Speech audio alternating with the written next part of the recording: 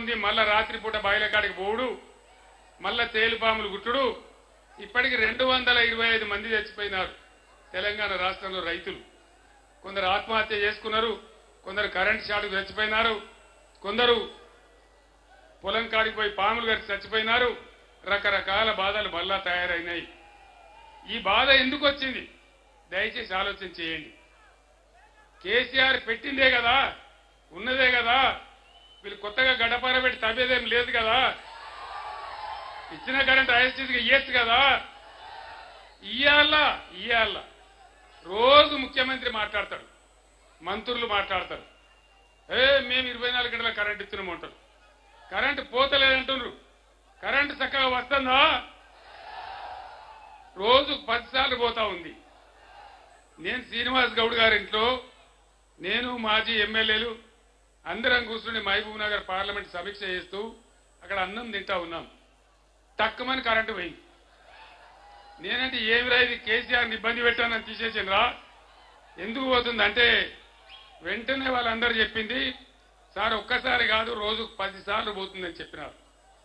ఇగో ఇది ఈ పరిపాలన మీ కళ్ళారా చూస్తా ఉన్నారు. ఇంకొక మాట దయచేసి ఆలోచన చేయాలి.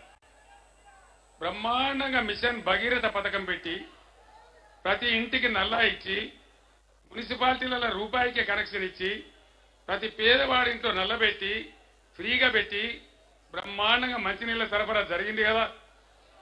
జరిగిందా? అప్పుడు ఇప్పుడు జరుగుతుందా? మళ్ళా బోర్లు ఎందుకు వస్తున్నాయి? మళ్ళా నీళ్ళ ట్యాంకర్లు ఎందుకు వస్తున్నాయి? మళ్ళా బిందెలు ఎందుకు మోస్తున్నాము? ఇక మాటలు కోటలు దాటితే కాళ్ళు తంగేలు కూడా దాటలేవు. ఇప్పుడున్న ముఖ్యమంత్రి, అయ్యా ముఖ్యమంత్రి ఇదేం పనే బాబు, నడిచిందని నడిపేయచ్చు కదా కొత్తగా లేకున్నా, నువ్వు కొత్తగా ఏమైనా ఇయ్యకున్నా. ఇప్పుడు ఇంకోటి చెప్తున్నారు. ఇంకోటి ఏం చెప్తున్నారు? మేము 5 ఎకరాలకే రైతు బంధు ఇస్తాం. 6 ఎకరాలు ఏం పాపం చేసిండు? 9 ఎకరాలు ఏం పాపం చేసిండు? 10 ఎకరాలు ఏం చేసిండు? రైతులంటే అంత సులకన్నా? సరే 20-30 ఎకరాలకు ఇయ్యమంటే ఒక మాట, కానీ 10-15 ఎకరాల దగ్గర ఇయ్యాలి కదా. ఇయ్యన్నా వద్దా? వీళ్ళు అయ్యే సొత్తేమని పోతుందా? వీళ్ళ జాగిరి పోతుందా? ప్రజల సొమ్మే కదా. ప్రపంచంలో ఈరోజు నేను ఒక్కటే మాట మీకు చెప్తా ఉన్నా, గవర్నమెంట్ సపోర్ట్ లేకుండా ఏ దేశంలో కూడా వ్యవసాయం జరుగుతలేదు. అందుకే నా మెదడు కరగబెట్టి దేశంలో, భారతదేశంలో ఇంతకుముందు ఎప్పుడు లేనటువంటి రైతు బంధు తీసుకొచ్చినాం. టంచనగా పడుతుండే, టంచనగా